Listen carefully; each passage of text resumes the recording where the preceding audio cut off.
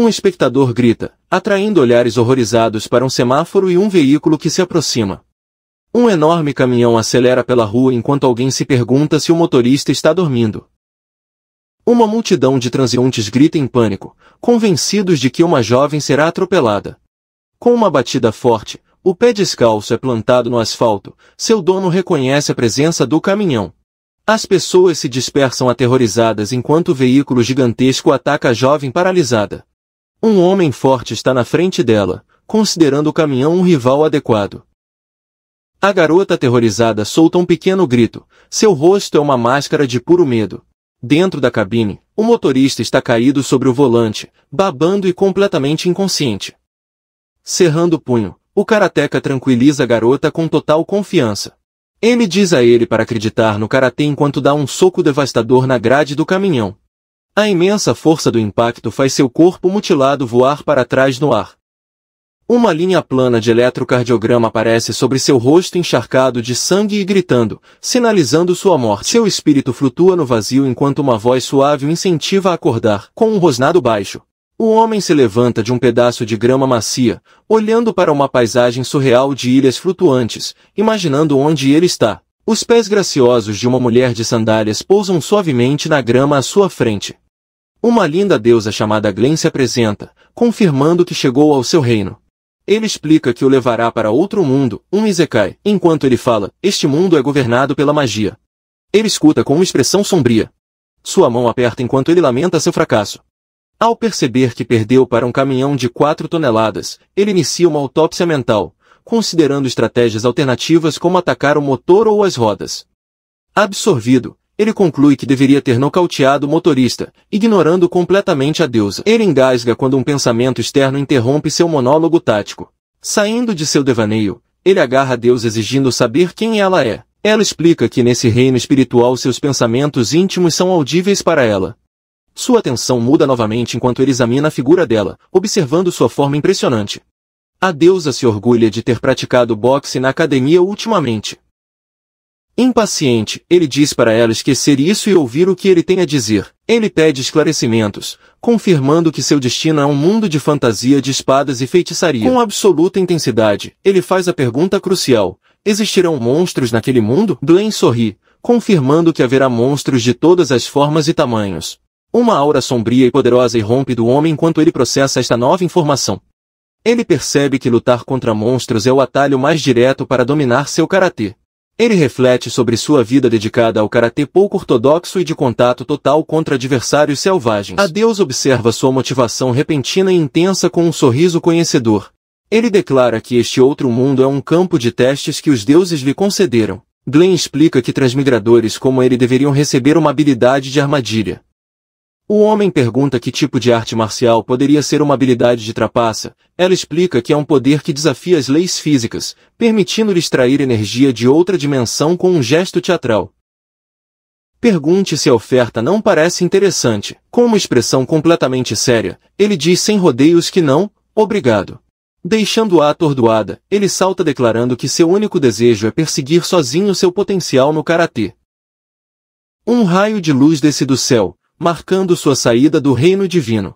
A deusa o observa partir, protestando que não pode deixá-lo morrer em vão.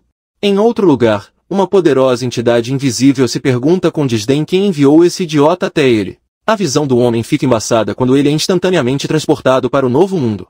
Ele pisca, confuso, observando o novo ambiente. Ele começa a se levantar de uma pilha de escombros. Ele se encontra em uma cidade em ruínas com corpos de pessoas parecidas com elfos espalhados por toda a parte. Ao ver uma vítima caída, ele se pergunta o que aconteceu ali.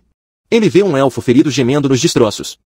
Ele corre até ela e pergunta se ela está bem, mas ela implora para ele fugir. Ele se ajoelha ao lado dela, expressando preocupação com seu bem-estar. Perto dali, outro corpo jaz imóvel sob uma pilha de pedras quebradas. Ele percebe que suas memórias da deusa eram reais e que este deve ser o outro mundo. Das sombras, uma voz sinistra comenta que ainda há sobreviventes. Um enorme minotauro com chifres atravessa uma parede de tijolos, revelando-se. O homem segura a mulher ferida, perguntando se a criatura é um monstro. Um homem de cabelo comprido e casaco escuro emerge das sombras. Com um sorriso cruel, Ele se refere à fera como seu menor e ordena que ela ataque. O Minotauro solta um rugido feroz e ensurdecedor, com as mandíbulas abertas. Segurando a mulher ferida, ele escuta enquanto ela implora freneticamente para que ele fuja. O rosto do elfo é uma máscara de terror, convencido de que está perdido. A expressão do homem endurece enquanto ele considera o apelo dela para fugir. Ele a empurra, cerra os punhos e declara que não vai recuar nem de brincadeira. O vilão cabeludo assiste ao confronto com um olhar frio e calculista. Diante do monstro gigante, o karateca declara que é exatamente isso que procurava, plantando o pé firmemente no chão, preparando-se para a batalha. Com as mãos em posição, uma aura poderosa emana dele. Ele adota uma postura baixa e firme, com o corpo carregado de energia potencial. O elfo assiste horrorizado, insistindo que ele não pode lutar contra um minotauro com as próprias mãos. Com um sorriso confiante, ele diz para ela não se preocupar, gabando-se de já ter derrubado touros antes. O minotauro ruge e se prepara para desferir seus enormes punhos em um golpe esmagador. O karateca se esquiva facilmente do ataque desajeitado, o golpe quebrando o chão. O impacto do punho do minotauro deixa uma cratera profunda nos ladrilhos de pedra. Com um grunhido baixo, a fera se vira e ataca. Seu impulso é um borrão. Enquanto o minotauro desfere golpes violentos, o karatê flui ao seu redor com total facilidade. Ele analisa a fera com calma, observando que seus padrões de ataque simples permitem que ele fique à frente. O enorme casco fendido do minotauro cai com força, errando por pouco. Com um grito agudo de ki, lança um poderoso chute baixo na perna do monstro. O impacto reverbera pela própria perna, percebendo que a pele do monstro é como pedra. O minotauro grita de raiva, forçando o karateca a recuar com sua mera presença. O karateca faz uma careta, percebendo que aquele monstro não é um simples touro. O imenso tamanho da criatura, com mais de 5 metros de altura, supera o lutador solitário. Ele estima que seu tamanho lhe confere 8 vezes o volume e a força de um homem normal. Ele se lembra de ter lutado contra lutadores profissionais muito fortes, mas reconhece que este é um desafio maior. Os vapores menores. Mas o homem o provoca dizendo que seus rivais do passado eram muito mais fortes. Ele o convida para mais perto, desafiando-o a vir e resolver sua briga. A elfa observa com uma aura radiante ao seu redor enquanto testemunha o confronto. Ele fica maravilhado por estar enfrentando um minotauro usando apenas as próprias mãos. O minotauro junta os 2 punhos para desferir um golpe devastador vindo de cima. O karateca recebe o ataque, agarrando os 2 punhos com as mãos e sorrindo. Ele comenta que a fera juntou os punhos para um golpe mais próximo e poderoso. Ele se esquiva de outro golpe, declarando que esse ataque não é suficiente. Ele salta para frente com o punho pronto, afirmando que o ataque da fera ainda não é suficiente. Com um grito feroz, ele declara que o enorme corpo da criatura é uma fraqueza que seu karatê pode explorar. Ele se lança para frente, gritando que vai acertá-la bem onde dói. Seu punho acerta um golpe forte, atingindo a garganta do minotauro. A fera cambaleia para trás, urrando de dor enquanto agarra a traqueia esmagada. O karateca continua, desencadeando um soco poderoso no plexo solar do monstro. Com precisão brutal, o artista marcial atinge a garganta do minotauro. Isso causa outro impacto poderoso no plexo solar da criatura. Um golpe final e devastador atinge as partes nobres da besta. O karateca prepara sua técnica definitiva, o multissoco da linha média. Liberando a forma anti-humanoide, seu ataque destrói completamente o monstro.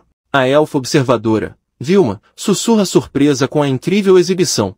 Com a ameaça neutralizada, o vencedor retorna calmamente à sua posição. Sua expressão fica mais nítida quando ele se vira, sentindo uma nova presença. Um homem misterioso de cabelos longos e casaco escuro aparece entre as ruínas. O novato observa os movimentos do lutador, identificando o estilo como karatê. O olhar do karateca se estreita, avaliando esse novo e desconhecido adversário. Vilma solta um grito alarmado, reconhecendo o homem sinistro diante deles. O cara de preto acha interessante que seu oponente seja um transmigrador. Ele revela uma manopla escura em seu braço, brilhando com poder. Vilma grita de terror, nomeando o artefato como manopla de Asmi. O homem se lança com uma velocidade estonteante, atacando o karateca com a manopla. Subindo no ar, o vilão ri, declarando que seu objetivo foi alcançado e zombando de Vilma. Ele também se dirige ao artista marcial, chamando de caminhante da planície vestido de branco. Com um flash, o vilão joga um pequeno objeto brilhante na direção deles. O karateca o pega, percebendo que a coisa gira com uma estranha energia mágica.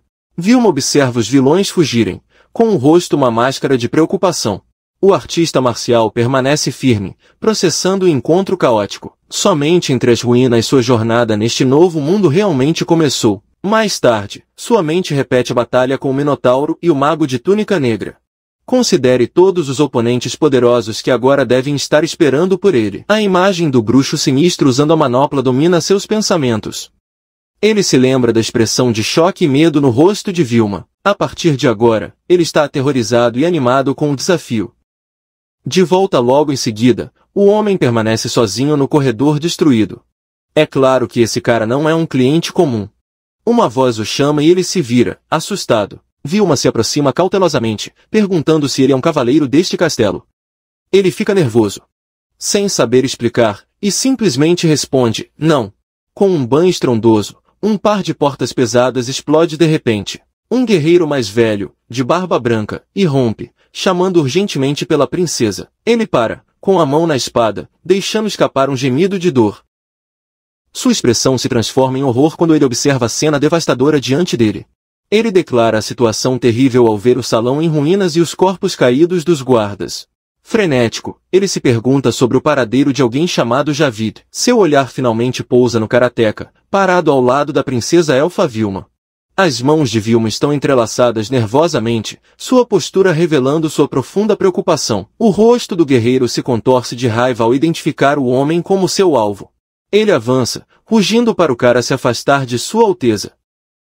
A princesa Vilma chama seu nome, Etis, ordenando-lhe que cesse o ataque imediatamente. Etis fica paralisado por sua ordem enérgica, ouvindo enquanto ela fala. Explica que o homem não é um saqueador e que na verdade a salvou de um monstro. Outro nobre confirma a história, perguntando surpreso se o homem realmente derrubou um minotauro. É claro que a jovem princesa também não é uma pessoa qualquer. Mais tarde naquela noite, um céu com múltiplas luas paira sobre o castelo. O karateca está sentado sozinho em um templo quando uma pequena criatura luminosa aparece. O pequeno ser parecido com uma fada se aproxima, pousando em seu ombro. Ele reflete sobre sua situação impossível, pensando que este deve ser realmente outro mundo. Com um brilho suave, a criatura brilhante começa a se transformar. A bela deusa Glen do Palácio Oriental se materializa diante dele. O karateca olha para ela, com uma expressão de pura confusão. Ela pergunta furiosamente se ele já se esqueceu dela, aquela que o trouxe até lá. Ele admite que pensou que era um sonho, enquanto ela lamenta sua falta de mérito. Glen explica que veio vê-lo preocupado, embora mal a ouvisse antes. Ela o repreende por lutar sem habilidade de trapaça, mas ele se orgulha de ter derrotado um minotauro. Exasperado, a deusa puxa o capuz sobre o rosto, frustrada.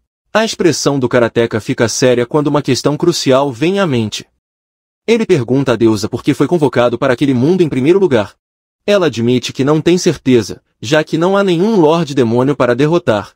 Com uma piscadela divertida, ele explica que os projetos dos grandes permanecerão fora de seu alcance. Ele o aconselha a simplesmente seguir seu coração e fazer o que quiser. Apontando o dedo firme para ele, ela o avisa que seria um grande problema para ela se ele morresse.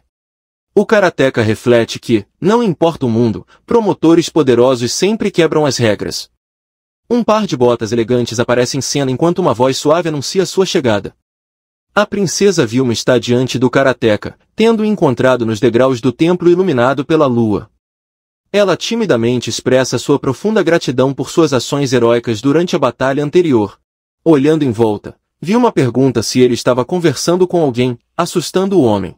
Seu rosto mostra uma pitada de pânico enquanto ele tenta esconder sua recente conversa divina. Ele nega desajeitadamente a suspeita dela, afirmando que estava sozinho enquanto ela olha para ele com curiosidade. Eles se sentam juntos e Vilma expressa seu alívio por não ter havido vítimas. Enquanto isso, a deusa Glen é mostrada desaparecendo com um alegre gesto de despedida. A princesa começa a se mexer nervosamente, reunindo coragem para uma pergunta séria. Corando e gaguejando, ela finalmente reúne coragem para falar o que pensa. Ele se vira para ela, sentindo sua hesitação e perguntando o que ela está pensando. Com olhos brilhantes, ela pergunta animadamente se ela poderia aprender seus incríveis movimentos de combate. Ele exclama que derrubar um minotauro com as próprias mãos é incrível demais para ser compreendido. Agarrando seu gi, ele lança uma enxurrada frenética de perguntas sobre sua identidade e seu treinamento. Tentando acalmá-la, ele ressalta que está prestes a arrancar a roupa dela. Um observador percebe que a princesa está colocando seu convidado em uma situação muito desconfortável. Ambos parecem nervosos e oprimidos por seu entusiasmo repentino e intenso. A tensão é quebrada quando Jetiska fala alto e obviamente. Vilma, profundamente envergonhada, pede desculpas por ter ficado muito animada enquanto o homem desvia o olhar. Mais tarde, em um pátio iluminado pela lua, Et sugere que o homem descanse durante a noite. Vilma, ainda corada, promete falar com ele mais tarde, antes de sair. Ele atravessa apressadamente o pátio, deixando os dois homens sozinhos sob as estrelas. Jetis fica parado por um momento, exalando suavemente o ar frio da noite. Ele se volta para o karateka, perguntando sobre o estado de seus ferimentos. Jetis explica que Sua Alteza, a princesa, lançou um feitiço de cura sobre ele. O karateka fica impressionado, notando a surpreendente habilidade mágica da princesa. Jetis então se prepara para levar o nobre transmigrado para os aposentos de hóspedes. O título surpreende o karateka, que exige saber como Jetis sabe de suas origens. Jetis confirma seu conhecimento, revelando que conheceu um transmigrador no passado. Um flash brilhante sinaliza o início de um novo capítulo em sua jornada. A história avança alguns dias, mostrando um grande castelo em uma colina distante. Seu grupo agora viaja em direção à capital real com a princesa Vilma de Banfrey. De um ângulo elevado, uma carroça puxada por criaturas bicudas segue ruidosamente por um caminho rochoso. Duas grandes e majestosas criaturas parecidas com pássaros bufam com esforço enquanto puxam a pesada carroça. Lá dentro, um homem de uniforme branco observa em silêncio, contemplando a força das feras trabalhando em sua tarefa. O homem parece nervoso, admitindo aos seus companheiros que sua arte marcial é algo difícil de explicar. A princesa Vilma pergunta se sua arte se chama karatê, expressando seu desejo que seu pai a veja. Ele esclarece que seu pai, o rei, está atualmente no exterior, mas deverá retornar ao reino em breve. O homem percebe sua intensa curiosidade, percebendo que ela tem muitas dúvidas apesar de sua explicação desajeitada. Vilma demonstra seu conhecimento, lembrando que sua arte marcial vem de uma terra distante chamada Japão. Olhando pela janela, o homem pergunta se o seu destino, a capital real, é longe. O cavaleiro noturno Jetis confirma que se trata de uma viagem ao meio-dia, esperando chegar antes do anoitecer. Acrescenta que um certo ministro Roland organizou uma festa de boas-vindas à sua chegada. O transmigrador olha pela janela, sua expressão se tornando séria e pensativa. Uma pitada de preocupação passa pelo rosto da princesa Vilma quando ela baixa o olhar, seu humor mudando sutilmente. A única carroça deles viaja por uma vasta paisagem aberta, em direção a um castelo distante no horizonte. Eles se aproximam de uma cidade movimentada, embora um tanto degradada, localizada fora das muralhas do castelo. A carroça se move pelas ruas movimentadas e repletas de uma multidão diversificada. Um grupo de crianças semi-humanas acena com entusiasmo enquanto o carrinho passa. Entre os habitantes da cidade vemos um demi-humano com presas e uma mulher felina. Outros demi-humanos socializam e apostam numa visão comum neste distrito. A princesa retribui a saudação com alegria enquanto Etis explica que esta área é o lar de orcs, palings e elfos. Um poderoso orc carrega um enorme saco acompanhado por um elfo sorridente, mostrando a diversidade do lugar. Um close do piso revela os calçados variados das diferentes raças. O artista marcial reflete sobre a criação de regimes de treinamento especiais para as diferentes fisionomias semi-humanas. De cima você pode ver a carroça atravessando uma ponte com cavaleiros treinando em uma plataforma abaixo. Olhando pela janela, a princesa Vilma exclama encantado quão impressionante o castelo sempre parece quando se aproxima. Ele aponta o magnífico castelo real, anunciando sua chegada ao transmigrador. Dentro do castelo, um grande cintilante lustre de cristal está pendurado no alto teto abobadado. Nobres vestidos com ternos elegantes reúnem-se no grande salão, aguardando os recém-chegados. A princesa e o transmigrador estão juntos, ela está nervosa. O resolvido. Um ministro rechonchudo de bigode dá um passo à frente para recebê-los na capital. Cumprimente formalmente o transmigrador como Lord Planeswalker em nome do rei. O transmigrador observa internamente que este é o mesmo título que o misterioso homem vestido de preto usou. A princesa Vilma observa com uma gota de suor, sentindo a recepção insincera do ministro. O transmigrador cumprimenta educada e formalmente o ministro Roland. Roland responde com um HM desdenhoso, deixando clara sua antipatia pelo convidado. Em um banquete, Roland expressa surpresa pelo fato de um lendário caminhante das planícies aparecer em um castelo tão remoto. Um close do olho do transmigrador revela seu olhar intenso e inabalável. Roland examina criticamente as vestes brancas do homem, chamando-as de excêntricas. Ele zomba, acrescentando que, francamente, eles lhe parecem bastante desleixados. Os nobres presentes riem baixinho, cobrindo a boca com leques, concordando com a opinião do ministro. Roland afirma que roupas brancas lisas se destacam terrivelmente na sala de estar real. O rosto da princesa Vilma se contorce de fúria com flagrante desrespeito. Ele fica de pé, repreendendo Roland por sua grosseria com o cavaleiro que salvou sua vida. Roland oferece um falso pedido de desculpas, insultando-a deliberadamente ao mencionar sua herança meio-elfa. A princesa fica sem palavras com o comentário cruel. Seu rosto é uma máscara de dor e humilhação. A Holanda afirma condescendentemente que nobres como eles deveriam reverenciar tais feitos corajosos, destacando a suntuosa festa, atribuindo boa comida e vinho às ações do herói. Ele o convida zombeteiramente a continuar usando seus trapos desleixados, para a diversão da corte. A multidão de nobres caiu na gargalhada desdenhosa às custas do transmigrador. Et se observa com um sorriso cínico, comentando sobre o caráter de Roland e sentindo pena do transmigrador. Os olhos do transmigrador se estreitam ao compreender totalmente a hostilidade da situação. Ele percebe que os desbravadores nem sempre são bem-vindos, especialmente pela classe dominante. Ele deduz que este partido é uma demonstração de poder destinada a estabelecer o domínio da Holanda sobre ele. Ele reflete que está acostumado a críticas por seu caráter pouco ortodoxo, mesmo em seu próprio mundo. Seu olhar penetrante revela que ele está dividido entre simplesmente morder a língua e suportar a humilhação. Ver as lágrimas de vergonha e frustração da princesa rouba sua determinação e o leva à ação. A multidão murmura confusa enquanto ele caminha decididamente em direção ao centro da sala. Ministro Holanda.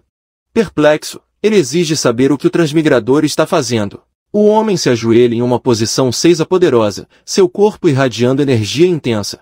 A princesa observa confusa e preocupada com sua ação repentina e estranha. Ele começa a falar, explicando que seu doji simboliza pureza e entrega no coração.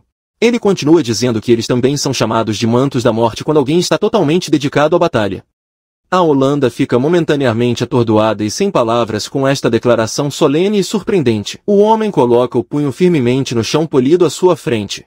Preparando seu arco, ele começa a se curvar profundamente, sua forma poderosa como uma mola carregada de energia.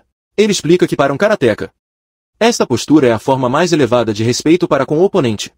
Seus olhos ardem com intensidade enquanto o traje formal a convida a enfrentar a sombra da morte. Roland fica sem ar, seu rosto se contorcendo ao ser dominado pela pressão sufocante do homem. Ele transpira profusamente, incapaz de respirar.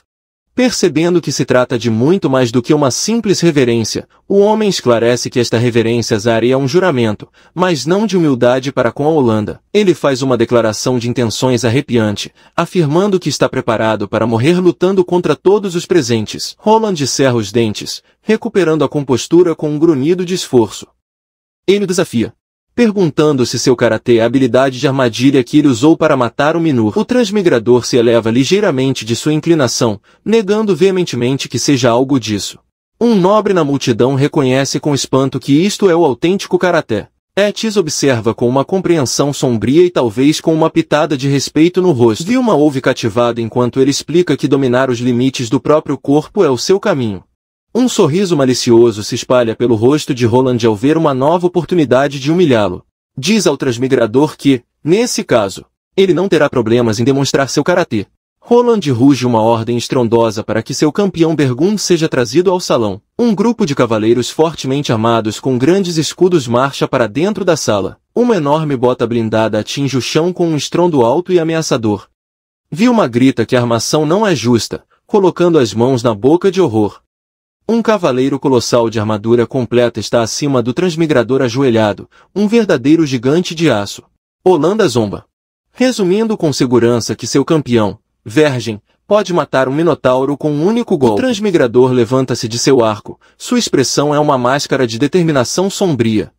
O cavaleiro de armadura, Vergem, está pronto, sua presença imponente preenchendo a sala. O transmigrador analisa seu oponente, notando a armadura impenetrável de cima a baixo.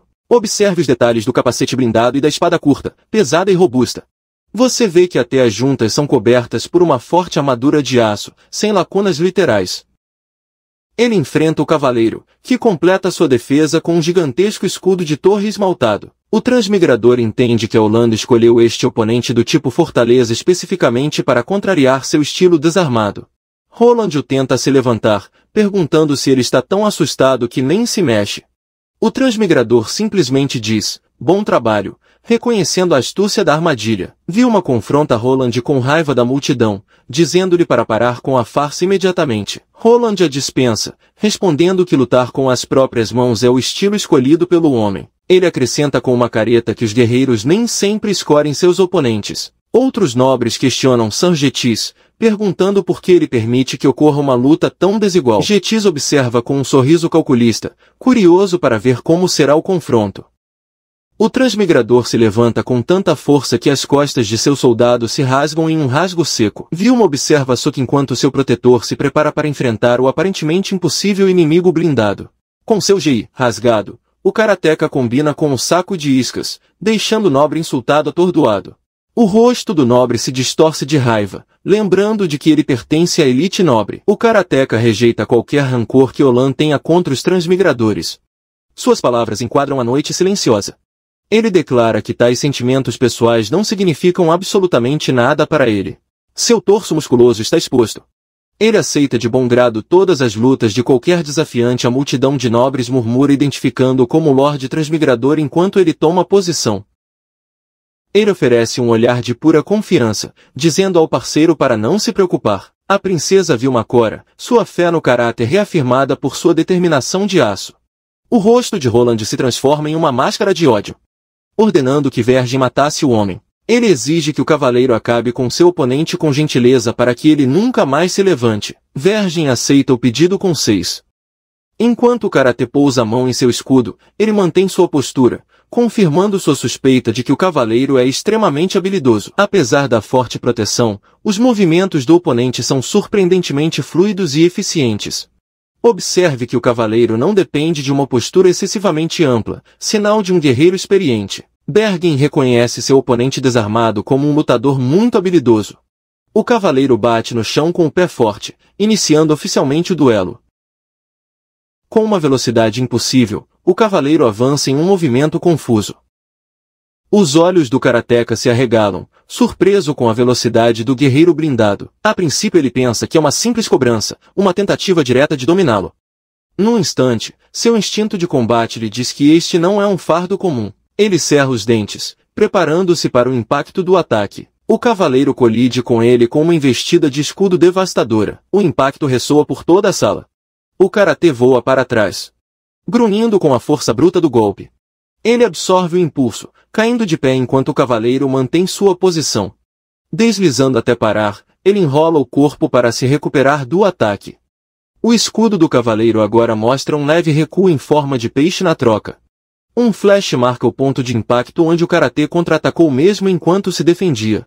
Ele conclui seriamente que será impossível perfurar o aço grosso com os punhos. Ele reconhece que previu corretamente a agilidade surpreendente do cavaleiro. Um flashback mostra seu conhecimento de que cavaleiros com armaduras personalizadas não eram nada desajeitados. Ele desfere um golpe com a palma da mão contra o escudo, testando a defesa de seu oponente novamente. O cavaleiro tenta desferir um golpe esmagador com sua pesada bota blindada.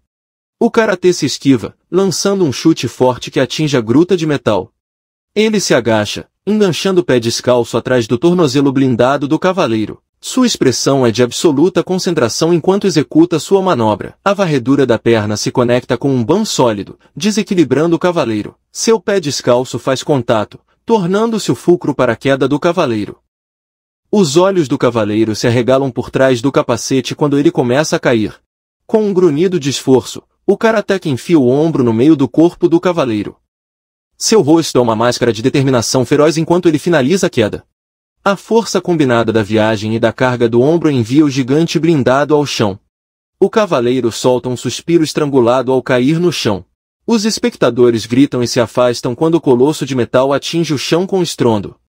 Agachando-se, ele reconhece o incrível poder e a experiência de batalha do cavaleiro. Sangetis observa que o transmigrador parece estar tendo algumas dificuldades.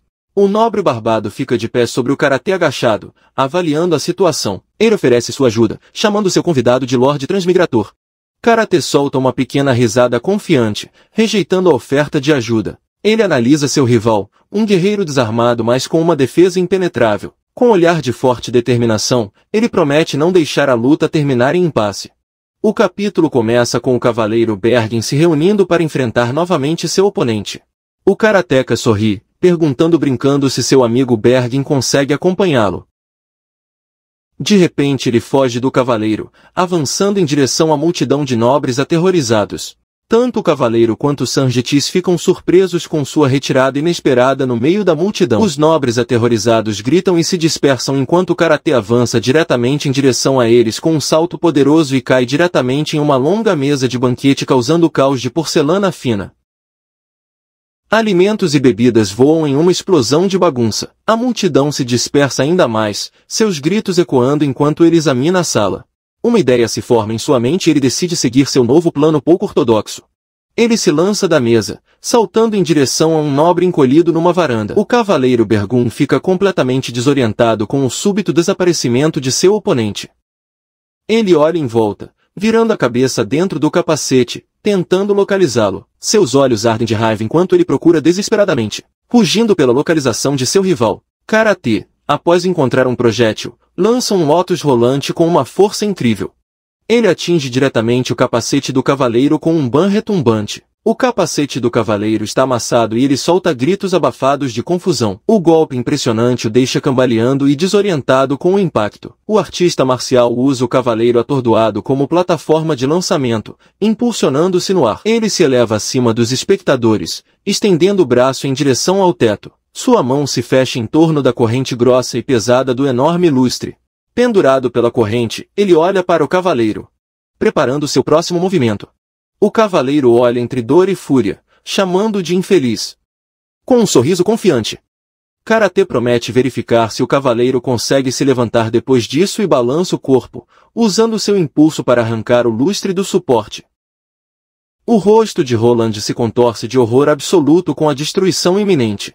A princesa Vilma e os outros nobres só podem assistir com descrença e terror. A lâmpada colossal cai do teto, atingindo o cavaleiro. Os nobres murmuram incrédulos, um deles sussurrando que ele realmente cortou o candelabro. O cavaleiro jaz imóvel, preso e derrotado sob os restos despedaçados. O artista marcial pousa, anunciando sua técnica. Arte secreta, triturador de lustre baixo. Sarvergem estremece sob os escombros, ainda não completamente inconsciente. Roland, no chão, olha para ele com puro ódio, murmurando insultos. Sentando-se sem jeito, ele acusa o lutador de trapacear e questiona seu espírito esportivo. O karateka explica com calma que lutar é ter opções. Roland fica completamente surpreso com esta lição filosófica inesperada. Ele afirma que depender de armaduras e armas pesadas também cria fraquezas. Ele estreita os olhos, lembrando como as próprias decisões do cavaleiro levaram à sua derrota.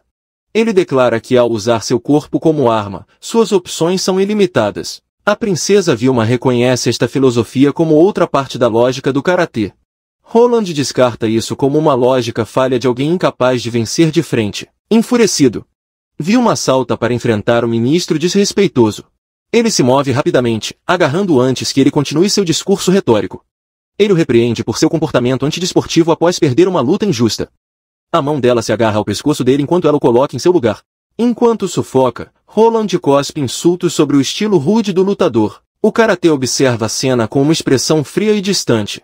Um som arrastado chama sua atenção de volta para os restos do lustre. O cavaleiro derrotado, Sarvergem, levanta o escudo, ainda não fora de combate. O karatê percebe que o cavaleiro parece concordar com a opinião de Roland. Pois Sarbergen se levanta, com os olhos ardendo de raiva, pronto para o segundo turno. A princesa Vilma defende ferozmente seu mestre, afirmando que ele nunca disse que não poderia vencer de frente. Karate estala os nós dos dedos. O som agudo refletia sua renovada determinação de lutar. Plantando os pés descalços firmemente no chão de cerâmica, ele assume uma postura poderosa. Com um sorriso confiante, ele anuncia a Bergen que é hora do segundo round. Ele lança o escudo pesado do cavaleiro como um disco atingindo seu enfurecido oponente blindado. Vergem avança com sua arma quebrando o chão onde o homem estava um segundo atrás. O ataque do cavaleiro é um turbilhão de fúria, mas o karateka se esquiva com graça fluida. Bergen continua seus golpes selvagens, gritando sua intenção de matar seu esquivo inimigo. O rosto do karateka se torna uma máscara de pura concentração enquanto ele prepara seu contra-ataque. Seu punho se fecha em um movimento borrado enquanto ele o impulsiona para frente com imensa velocidade. O golpe atinge diretamente o peito do cavaleiro em uma explosão cataclísmica de força. Um novo capítulo começa mostrando o momento do impacto na perspectiva intensa do karateka. O ministro Roland observa, com o rosto contorcido numa careta de puro choque e total descrença. A princesa Vilma grita o título de seu mestre, com o rosto congelado em estado de choque. O karateka libera um poderoso ki, o soco criando uma onda de choque visível no ar. O som do impacto devastador ecoa alto pelas vigas do grande salão. A multidão de nobres observa em silêncio atordoado a esmagadora demonstração de poder bruto. A armadura grossa no peito do cavaleiro está completamente afundada e fumegante. Um deles surge do ponto de impacto, um símbolo óbvio do golpe devastador. Roland grita em negação, insistindo que o cavaleiro saiu ileso do ataque com as mãos nuas. Um guarda próximo pede ao ministro que olhe para as costas de Sanvergen para ver a verdade. Os olhos de Roland se arregalam ao ver o dano real. Um enorme buraco irregular foi completamente rasgado na parte de trás da armadura do cavaleiro. O karateka desfere outro golpe preciso nas costas do cavaleiro, anunciando-o como Uraté. Dentro do capacete, Sanvergen cospe um jato de sangue devido ao dano interno. O karateka permanece em sua pose final, tendo executado a devastadora técnica secreta. Ele se move com graça fluida, exibindo o movimento de seu poderoso soco Uraté. Uma caixa de texto explica a capacidade da técnica de penetrar armaduras e quebrar espinhos. O karateka sai vitorioso entre a multidão de nobres atordoados. Ele aconselha os homens do cavaleiro a atenderem seu mestre, admitindo que ele não conseguiu se conter. Os homens observam, pálidos de choque e medo pelo seu líder caído. Os homens de Sanvergen correm para o seu lado enquanto ele vomita sangue, com esforços frenéticos. Vilma agarra o vestido com força, sussurrando que sua professora é realmente incrível. Ele percebe que tem força para derrotar até mesmo inimigos formidáveis em uma luta frontal. O olhar do karateka é firme, seu poder avassalador agora demonstrado a todos. A expressão de Vilma endurece enquanto ela dirige um olhar frio para o ministro derrotado. De pé sobre a acovardada Holanda, ele declara firmemente que perdeu. Roland gagueja incrédulo, seu mundo completamente destruído pelo resultado da luta. Vilma afirma que seu convidado é convidado do rei e merece respeito. Ele ordena que o ministro derrotado e ajoelhado se desculpe por sua insolência. A compostura de Roland se quebra e ele grita por silêncio enquanto sua fúria explode. Seu rosto se contorce em uma máscara de puro ódio, insultando-os como se fossem plebeus. Ele faz um discurso inflamado, amaldiçoando princesas e transmigradores, escondendo-se atrás de sua linhagem nobre. Ele atribui o declínio do reino à influência da infiltração de sangue comum. Apontando um dedo acusador, ele chama o karateka de saqueador e chama os soldados. Ele ordena que seus homens matem o transmigrador, acusando-o de enganar a princesa. Os soldados cercam o karateka, com as espadas desembainhadas, prontas para atacar. Ele avalia a situação, sua expressão sombria, mas imperturbável pela emboscada repentina. Internamente, ele percebe que o cercaram muito rapidamente, deduzindo que Roland havia armado essa armadilha. Um guarda restringe Vilma, frenética. Dizendo a ela que não é seguro para ela, o transmigrador se vira para olhar para a princesa, sua expressão calma e reconfortante. Vilma olha de volta para ele, seu rosto vermelho de preocupação por sua segurança nesta situação desesperadora. Ele agradece por seus esforços e diz para ela não se preocupar com isso. Os soldados preparam suas armas, mas ele avisa que não cairá facilmente. Seu rosto se transforma em um sorriso predatório enquanto ele declara que não é nenhum santo. Ele entra em movimento, avançando direto para a linha de soldados blindados. Um soldado recua, seu escudo é usado como trampolim e seu capacete quebra. Ele se eleva acima das cabeças dos cavaleiros atordoados que o observam em completa confusão. Ele cai no parapeito de uma varanda usando outro soldado como âncora para seu próximo movimento. Agarrando a cabeça do soldado, ele se prepara para usar o próprio homem como arma. Ele bate o soldado de cabeça no chão de pedra, quebrando os azulejos polidos. O capitão da noite grita para seus homens cercarem e matarem o transmigrador. O karateka sorri, pronto para a próxima fase da caótica luta unilateral. Ele desliza abaixo pelo chão. Um borrão de movimento na frente de seu próximo alvo. Um soldado aterrorizado é completamente pego de surpresa por sua aparição a queima-roupa. Ele desfere um chute devastador, fazendo outro soldado voar pelo ar. Com um golpe preciso, ele neutraliza o capitão que lançou o ataque. Sua perna é um borrão enquanto ele executa outro poderoso chute giratório. Agora cercado, ele se prepara enquanto os soldados restantes atacam com um grito de guerra. Uma montagem de violência mostra o desmantelando os cavaleiros com eficiência brutal com as próprias mãos. O corredor está cheio de soldados derrotados enquanto os perseguidores gritam instruções. Um cavaleiro está caído no chão, com capacete torto, um símbolo de sua rápida derrota. Espadas e escudos estão espalhados entre os corpos inconscientes dos soldados reais. De uma porta, Vilma e Getis observam um cenário de total devastação. Getis comenta sobre sua força monstruosa enquanto Vilma sussurra o quão incrível ele é. O transmigrador faz uma saída dramática, colidindo com uma grande janela. Ele pousa graciosamente agachado no pátio abaixo, pronto para mais combate. De uma janela acima, os soldados o veem e gritam ordens para cercá-lo. Um novo desafiante zomba dele por disparar para as chamas como uma mariposa. Os olhos do transmigrador se estreitam, endurecendo-se contra a nova ameaça. Um homem corpulento com uma foice se apresenta como o jardineiro assassino. O transmigrador simplesmente responde que seu oponente é um pobre homem infeliz e sem sorte. O jardineiro sorri ameaçadoramente, declarando sua intenção de podar a vida do homem. Num instante, o transmigrador ataca, quebrando o grosso cabo de madeira da foice. A arma se estilhaça, prova da força e velocidade impossíveis do karatê. O jardineiro derrotado desmaia gritando de dor, com a arma quebrada ao lado do corpo. O transmigrador sorri, perguntando-se se deveria simplesmente derrotar todos eles. De repente, sua expressão confiante se transforma em choque genuíno com uma chegada inesperada. Uma enorme sombra paira sobre ele enquanto algo desce do céu. Seus olhos se arregalam de alarme enquanto ele tenta processar a nova e inesperada ameaça. Um par de asas de couro corta o ar a uma velocidade incrível acima dele. Soldados numa varanda próxima gritam avisos, dizendo um ao outro para recuar. O capitão da noite sorri, declarando que agora que isso aconteceu, o homem está acabado. Um enorme viver com um cavaleiro nas costas desce do céu. O transmigrador olha incrédulo, identificando a criatura como um dragão. Ele cerra o punho, sua mente lutando para aceitar essa nova e fantástica realidade. Uma caixa de texto explica que os cavaleiros de dragões são como helicópteros de ataque de um homem só. De uma janela, Vilma e Getis assistem horrorizados, sem conseguir acreditar na situação. Vilma estremece ao perceber que o inimigo soltou um cavaleiro de dragão contra ele. O transmigrador sorri loucamente, provocando Roland por lhe trazer uma recepção tão luxuosa. Um monstruoso viver com um cavaleiro nas costas avança em direção ao único artista marcial. Com enorme força, suas mandíbulas se fecham, errando por pouco o alvo. O homem se esquiva do ataque e imediatamente contra-ataca com um poderoso soco no queixo.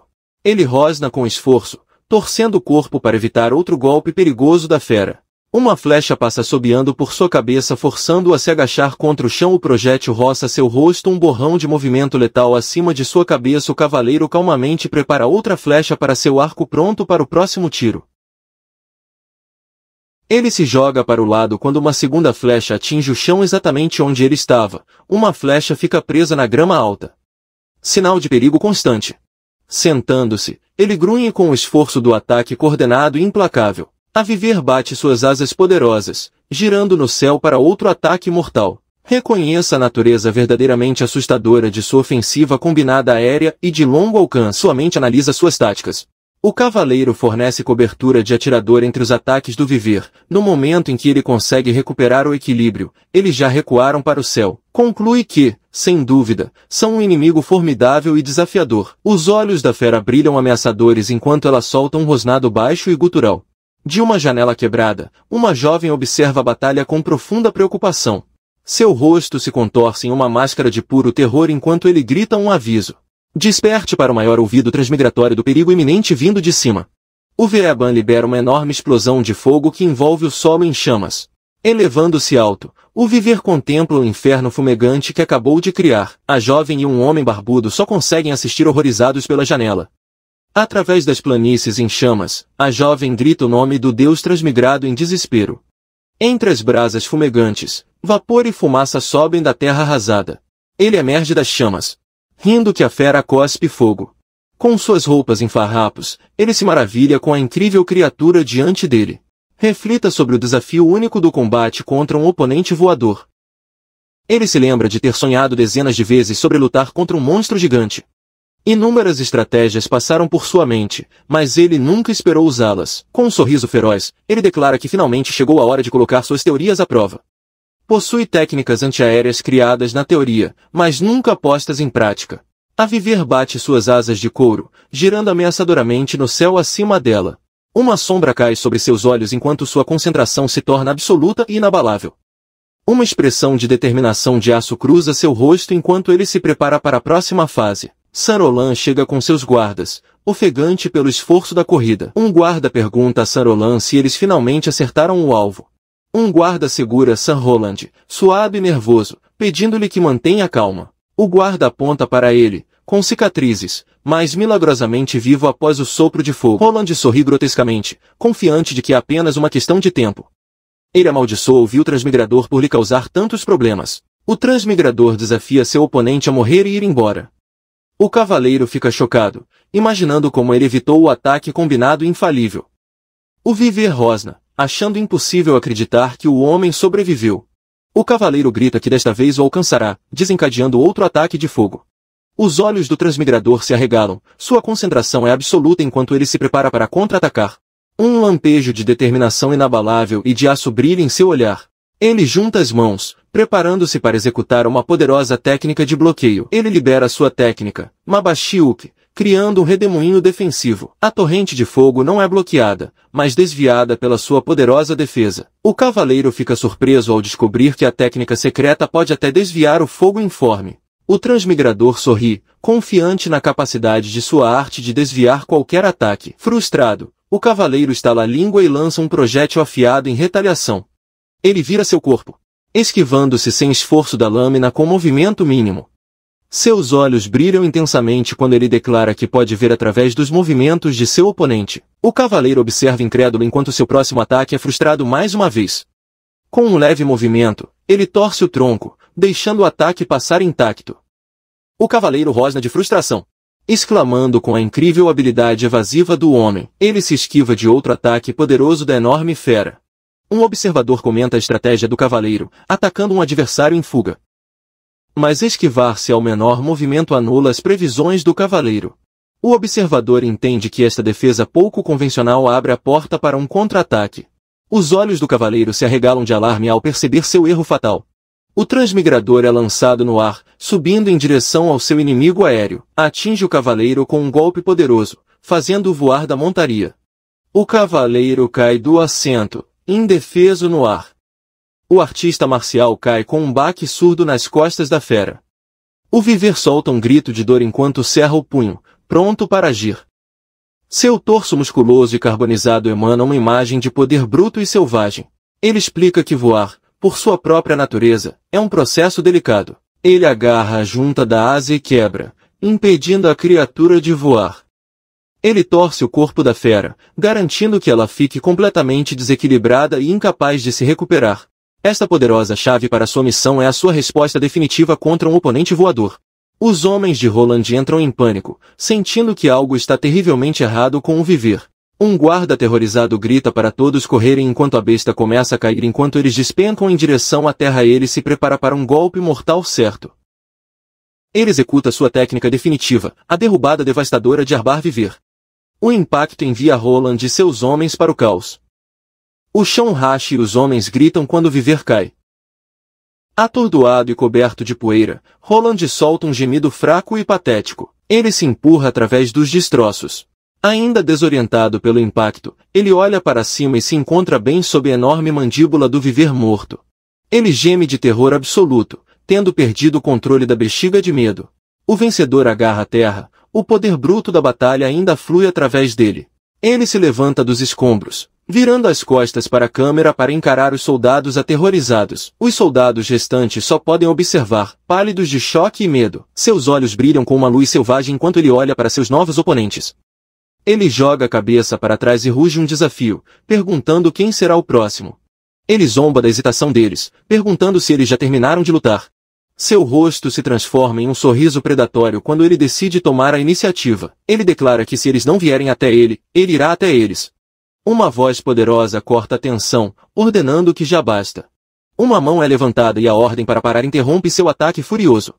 A ordem de retirada é repetida com autoridade absoluta e inegável. Um homem rege ordena-lhe que baixe os punhos, desculpando-se pela irreverência do ministro. O ministro desgraçado ajoelha-se em silêncio diante da figura real. A princesa Vilma grita ao reconhecê-lo, identificando o homem como seu pai. O transmigrador se vira surpreso, murmurando a palavra pai para si mesmo.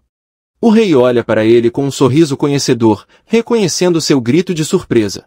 O transmigrador observa, finalmente entendendo que este homem é verdadeiramente o rei. As torres do castelo real erguem-se ameaçadoramente sob um céu nublado e cinzento. Num quarto luxuoso, um rei começa a pedir desculpas pelas ações de seu ministro. Do outro lado de uma grande mesa, o rei se dirige a um homem musculoso e sem camisa. O rei Guilherme aceita total responsabilidade pelo incidente, apesar da sua ausência. O guerreiro Grettir permanece tenso, com o punho cerrado de forma suspeita. Responder que problemas é um eufemismo. Eles tentaram matá-lo. O rosto de Greta se contorce de raiva ao declarar que ainda pode estar em perigo. O rei aceita calmamente que a avaliação de Grettir está correta, valida as dúvidas de Grettir, mas acrescenta que mesmo que a sala estivesse cheia de armadilhas, ele não consegue imaginar nenhuma armadilha capaz de matar alguém tão poderoso. Wilhelm então revela que viu a luta, elogiando o excelente karatê de Grettir. O guerreiro fica visivelmente surpreso e furioso com esta revelação chocante. Ele percebe, horrorizado, que o rei estava observando o tempo todo. Ele estreita os olhos com raiva, concluindo que Wilhelm não é melhor que Roland. Internamente, Grettir questiona as intenções do rei e considera que este poderá matá-lo, como se estivesse lendo sua mente. Wilhelm o convida calmamente para experimentar. O guerreiro fica surpreso com um convite tão direto. Os olhos do rei estão atentos enquanto ele espera pela resposta de Grettir. Grettir exige saber o que o rei faria se o atacasse. De braços abertos, Wilhelm declara que não faria absolutamente nada, que ficaria bem. Completamente atordoado, Grettir mal consegue gaguejar, incrédulo com a resposta do rei. Wilhelm explica que vê o poder de Grettir como equivalente ao de um exército estrangeiro. Ele declara que esta é uma negociação de paz entre os dois. Ele explica que falar tão de perto é prova de sua boa fé. Os olhos de Wilhelm se estreitam ao observar que o olhar de Grettir é o de um verdadeiro guerreiro. Ele vê que Grettir não discrimina os adversários, entregando-se sempre por completo. Humildemente, Wilhelm admite que, comparado a Grettir, tem muito que aprender. Grettir cerra os punhos, o profundo respeito do rei toca a corda. O rei observa, sua expressão sincera enquanto suas palavras fazem efeito. Grettir admite para si mesmo que sua raiva atrapalhou seu julgamento. Ele se senta e se curva profundamente, desculpando-se por sua insolência diante de sua majestade. O rei sorri calorosamente, convidando o senhor transmigrador a sentar-se. Com a atenção quebrada, Wilhelm serve uma bebida para seu convidado. Ele se apresenta formalmente, mas recebe em troca a confusão do guerreiro. O rei diz seu nome completo. Wilhelm das Wil van Frey. Ele então insiste que Grettir simplesmente o chame de Wilhelm, já que eles são parecidos. Completamente desarmado, Grettir sorri e aceita esse respeito sem precedentes. Wilhelm reflete que homens poderosos sempre o desprezaram.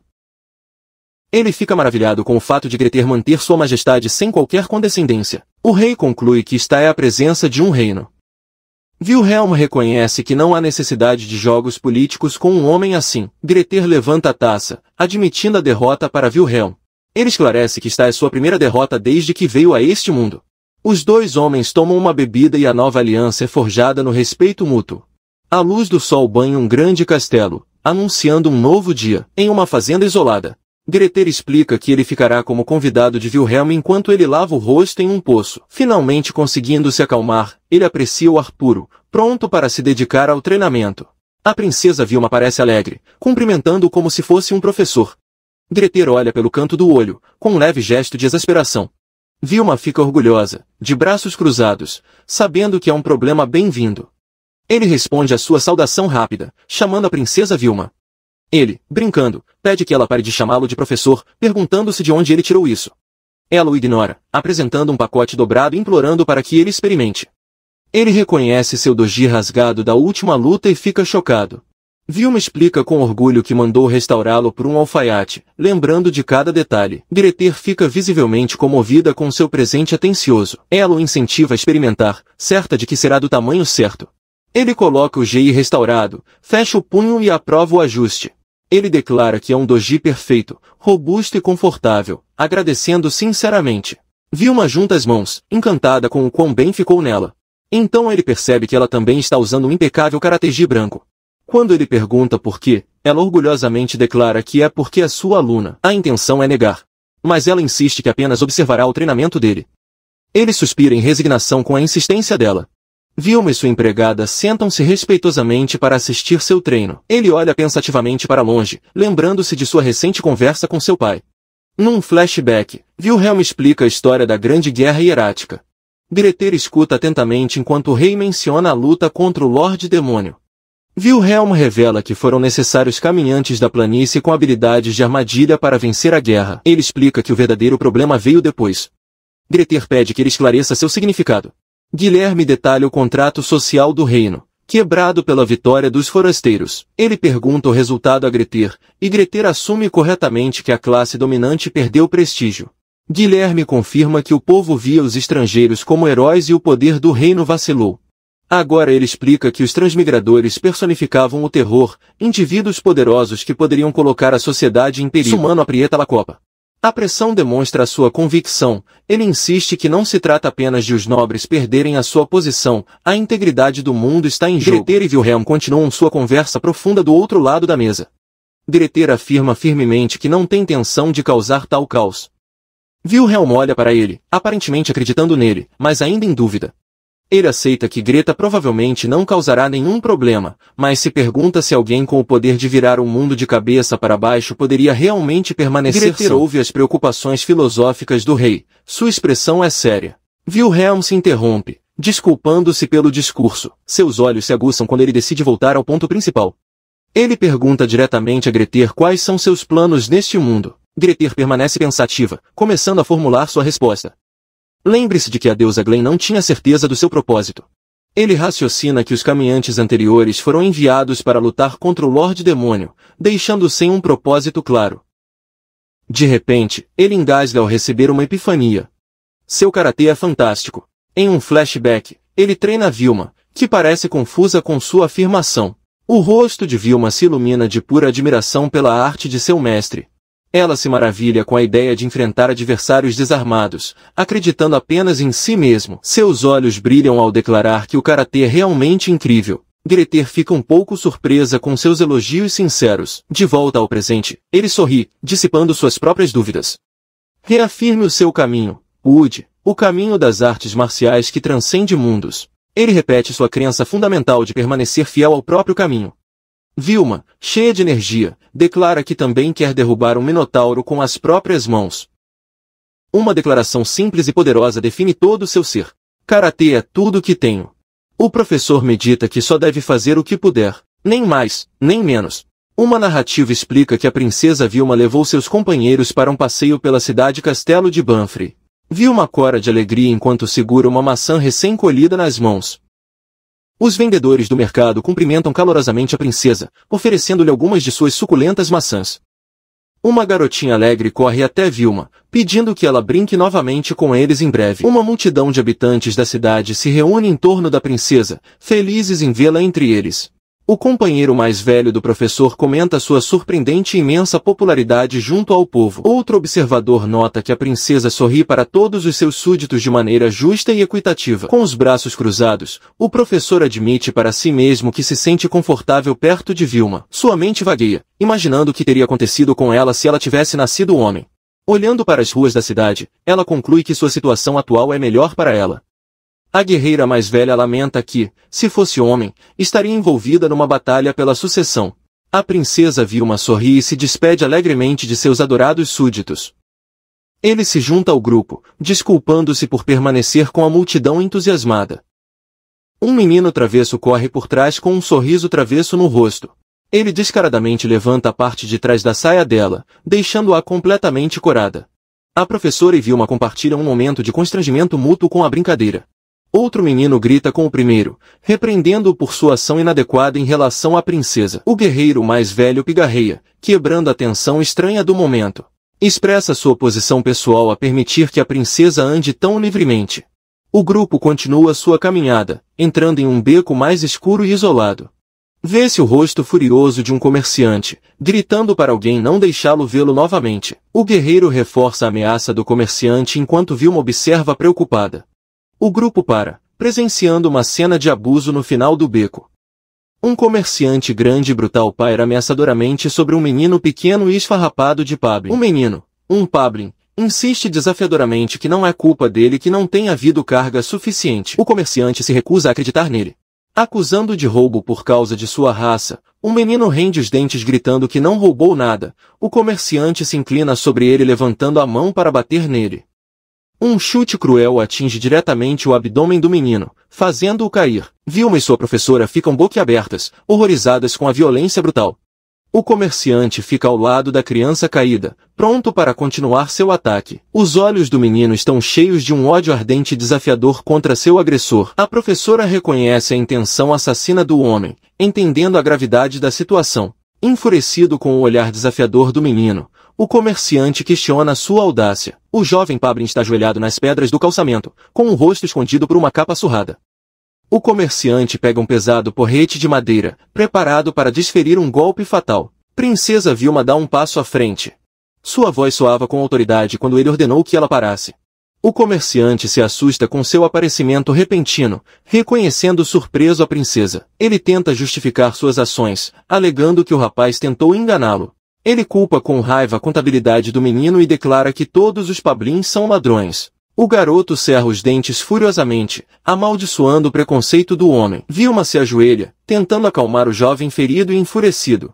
O companheiro mais velho da professora dá um passo à frente, exigindo que o comerciante tenha provas do roubo. O lojista zomba, afirmando que o fato do menino ser um demi-humano é prova suficiente.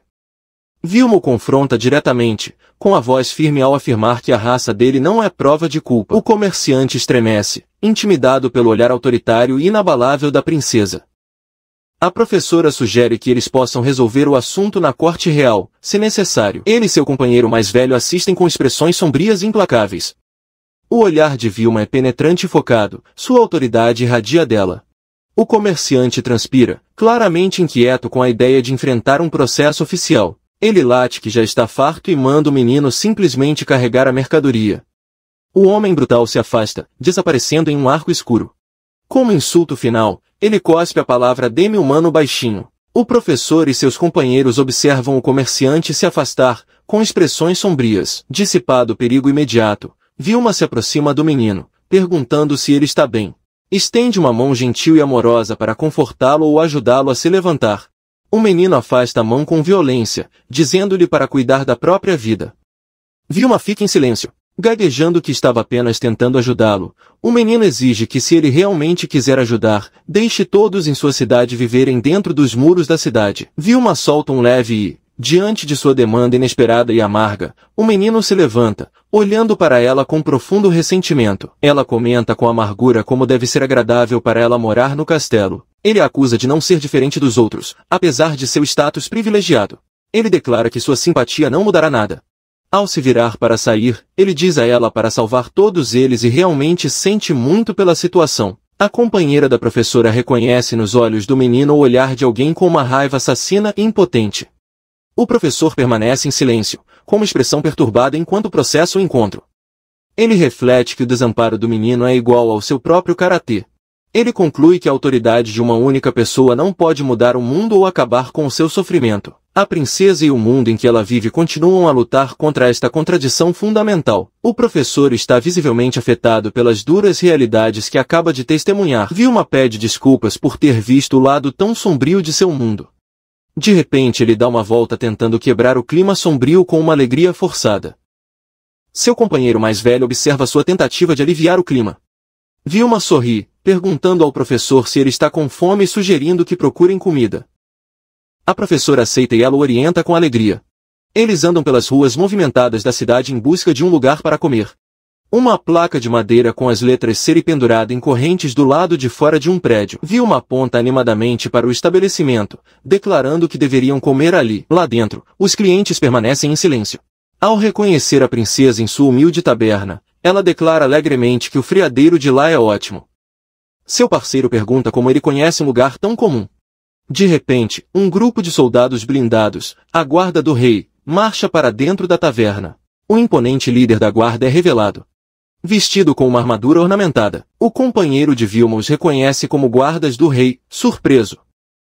O líder, um homem real. Ele cumprimenta Vilma com um sorriso caloroso, perguntando o que ela está fazendo ali. O rosto de Vilma se ilumina de alegria enquanto ela grita alegremente para seu pai. O rei percebe que seu mestre está com ela e decide almoçar com eles.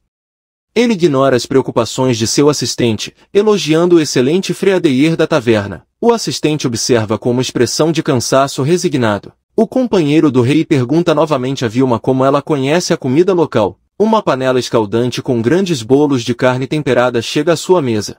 A professora admira o prato, comparando-o a um bife de hambúrguer do seu mundo. O rei solta uma risada baixa e divertida enquanto saboreia sua refeição. Ele olha pela janela e comenta como a cidade ainda adora sua filha.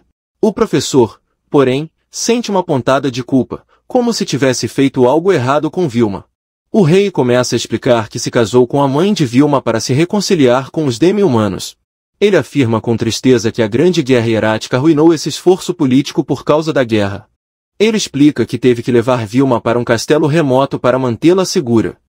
Wilhelm pigarreia, preparando-se para corrigir corajosamente seu rei. Ele insiste que o castelo para o qual Vilma foi enviada é um lugar sofisticado e prestigiado. O rei concorda com pesar, mas admite que o plano para mantê-la segura deu errado.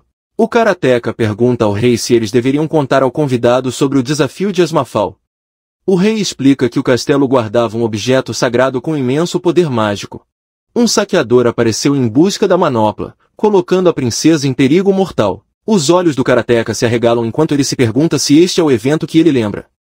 Lembre-se do caminhante da planície vestido de preto que usava a mesma manopla. O rei menciona ter ouvido que a manopla perdeu seu poder, embora não seja certo. Ele declara que o artefato não vale a vida de Vilma e que o vilão pode ficar com ele. A princesa Vilma chega inocentemente, perguntando sobre o que seu pai e seus convidados estão conversando. O rei foge vagamente da pergunta, dizendo-lhe que conversam sobre isso e aquilo. Ele observa o karateca com uma expressão silenciosa e calculista. Um close-up do olho do rei mostra um brilho astuto enquanto um plano se forma. O karateca toma um gole, prestes a fazer uma pergunta ao rei. O rei de repente pergunta se ele aceitaria Vilma como sua esposa. Completamente chocada, Vilma gagueja, incrédula com a repentina proposta de casamento. O karateca engasga com a bebida, cuspindo a palavra esposa com espanto.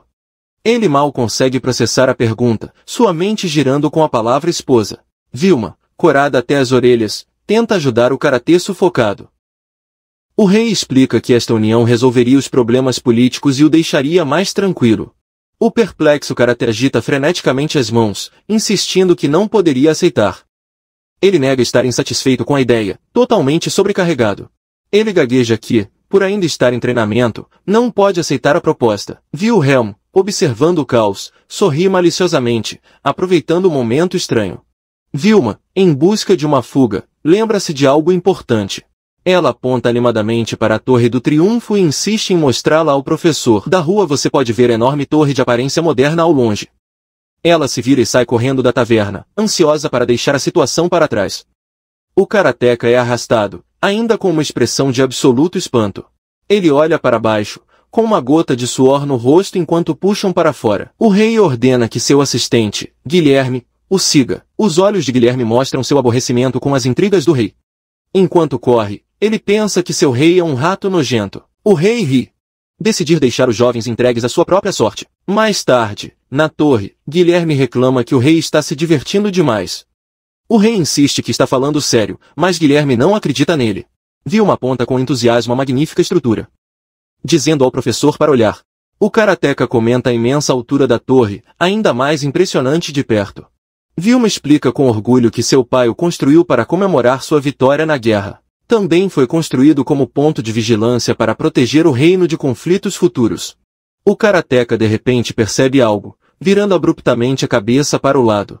Ele vê uma figura escura descendo do céu acima da torre. Vilma pergunta se algo está errado, mas ele fica completamente fixado na figura. Seu rosto está distorcido pela meia, incapaz de acreditar no que está vendo. Confirme seu medo. É o vilão vestido de preto, Abid. Abid saca sua arma. Um som agudo ressoa enquanto o metal brilha sob a luz. Uma explosão catastrófica irrompe no topo da torre. Um rugido sinistro ecoa. A onda de choque lança Vilma no ar, gritando de terror. O chão racha e desmorona sob eles enquanto a torre desaba. Plumas de fumaça sobem ao céu a partir do monumento destruído. Vilma ergue os olhos horrorizada, com lágrimas embaçando seus olhos, sussurrando que a Torre do Triunfo desapareceu. Abid flutua na fumaça, rindo ameaçadoramente, como se reivindicasse vitória. Seu sorriso cruel e triunfante marca o final do capítulo anterior. Uma segunda explosão irrompe do solo, pegando Vilma completamente desprevenida. A força da detonação a lança no ar em meio a uma tempestade de destroços. Um enorme bloco de pedra está indo direto para a princesa indefesa. O chão rachado mostra o epicentro da explosão que a atingiu. O karateka grita um aviso e a empurra para fora do perigo bem a tempo. O rei e seus guardas correm em direção a eles. Ele expressa seu alívio por Vilma estar segura. A Xavi desce, provocando o nobre caminhante das planícies vestido de branco por salvar o dia. O rei envolve Vilma com sua capa, grato por ela estar ilesa. O rei e Guilherme olham para seus rostos sombrios e preocupados. O rei olha para a figura flutuante, reconhecendo-a. Confronte Javid, perguntando se ele perdeu a cabeça após o ataque. Xavi nega estar louco, afirmando, em vez disso, que despertou para a verdade. Ele faz um grande gesto, proclamando que a Torre do Triunfo foi construída sobre mentiras. O rei fica atordoado, questionando a afirmação de Ovídio de que a guerra não acabou. Ovídio, acariciando sua manopla, jura acabar com a grande guerra hierática em seu sentido mais verdadeiro. Seu olhar se aguça com um propósito intenso. Concentrando-se em seu novo alvo, ele declara sua intenção de matar o karateka. Xaviz ataca, prometendo acabar com ele antes que ele desbloqueie sua habilidade de armadilha. Uma onda de energia escura avança em direção ao seu oponente. O karateka empurra uma mulher loira para o lado, colocando-a atrás dele enquanto uma parede mágica surge. O poderoso soco de Abad atinge a barreira com imensa força. A barreira é feita em nicos, fazendo o karateka e seus companheiros deslizarem para trás. O rei chama alarmado o nome de seu companheiro, Cré. O karateka segura Cré, com uma expressão sombria enquanto absorve o impacto. A Xavi zomba de sua resistência, pousando graciosamente após seu ataque. Um complexo selo mágico se materializa sobre Sharp enquanto ele prepara outro feitiço. A barreira se desintegra em fragmentos cristalinos. Lança uma enorme bola de fogo que detona com uma explosão colossal. Cré observa incrédulo sua habilidade de lançar feitiços tão poderosos consecutivamente. A Xavi simplesmente estala a língua, irritado com o esforço trivial. Ele flutua no ar, reunindo energia negra para seu ataque final. Cré engasga de horror, identificando a luz como uma explosão nuclear. A Xavi afirma calmamente sua intenção de destruir a todos e a cidade. O karateka reconhece o nome do ataque que destruiu a torre. Desesperado, ele se pergunta o que pode fazer contra tal poder. A princesa Vilma fica na frente de Abirit, implorando para que ele pare. A esfera de energia destrutiva pulsa na mão de Abid enquanto ele a observa de cima. Vilma questiona por que ele está fazendo isso, lembrando de seu passado como herói. Ele olha para Xavila com uma expressão fria e inescrutável. Ele a dispensa friamente, dizendo que ele não salvou a nação. Ele insiste que nada acabou e ninguém foi verdadeiramente salvo. Vilma grita que não é verdade, com o rosto distorcido pela angústia. Ele a lembra que salvou ela e sua irmã mais velha. Ele silencia Xavi, ameaçando excluí-la caso ela interfira.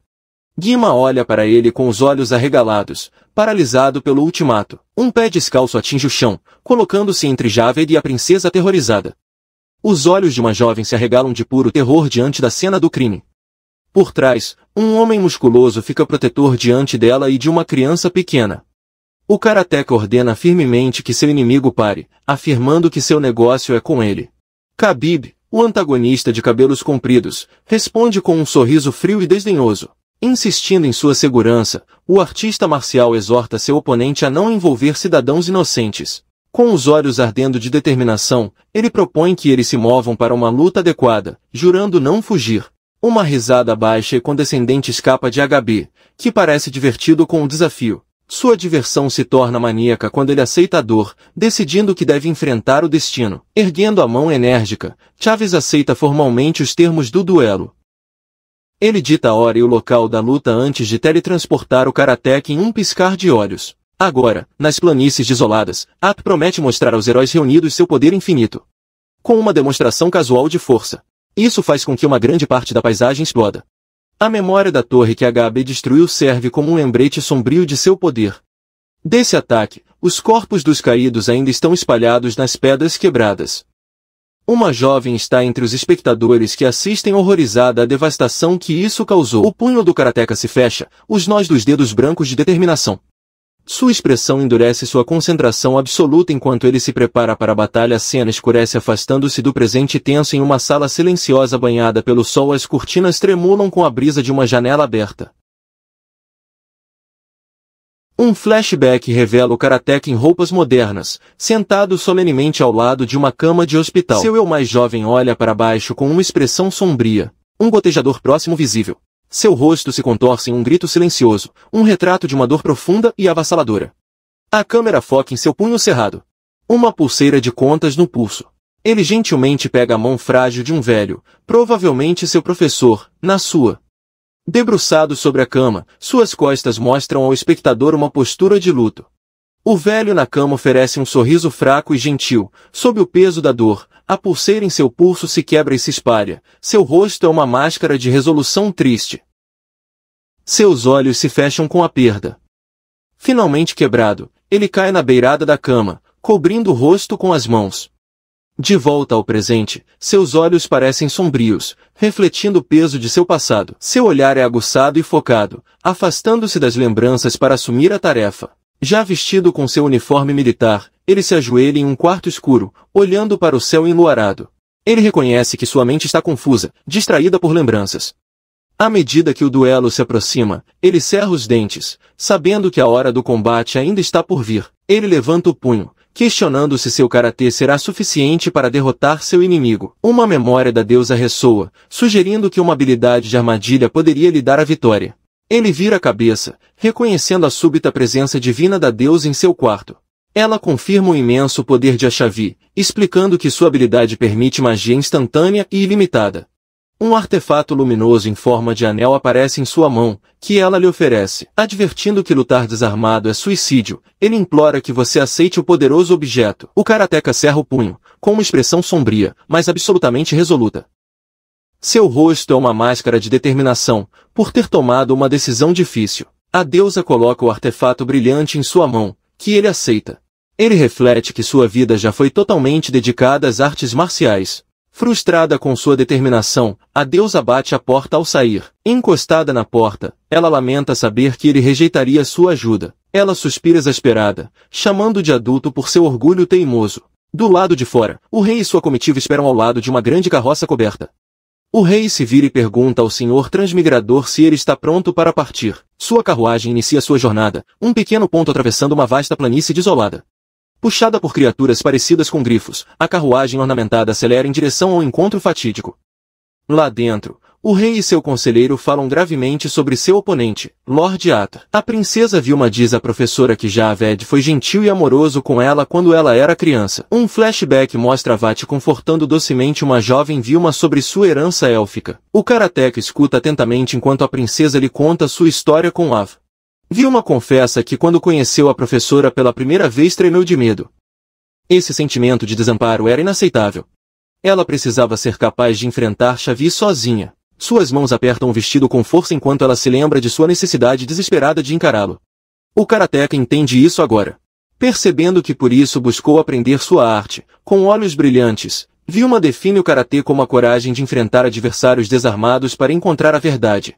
A expressão do mestre endurece seus olhos ardendo com uma concordância feroz e intensa. Ele afirma suas palavras acrescentando que o karatê é a vontade de agir sem desespero. Define as artes marciais como a habilidade que sustenta a coragem que ela busca.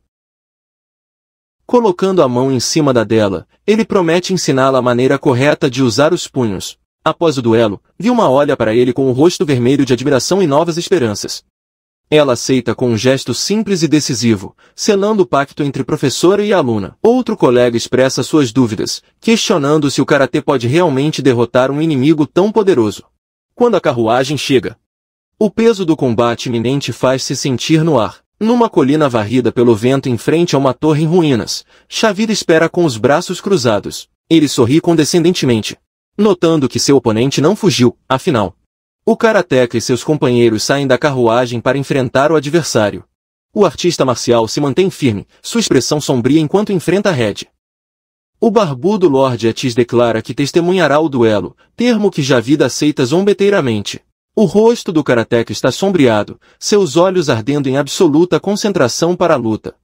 A Xavi olha para ele com pena, dizendo que ele é honesto demais para o seu próprio bem. Ambos os combatentes se enfrentam no meio do deserto, o vento soprando ao redor deles.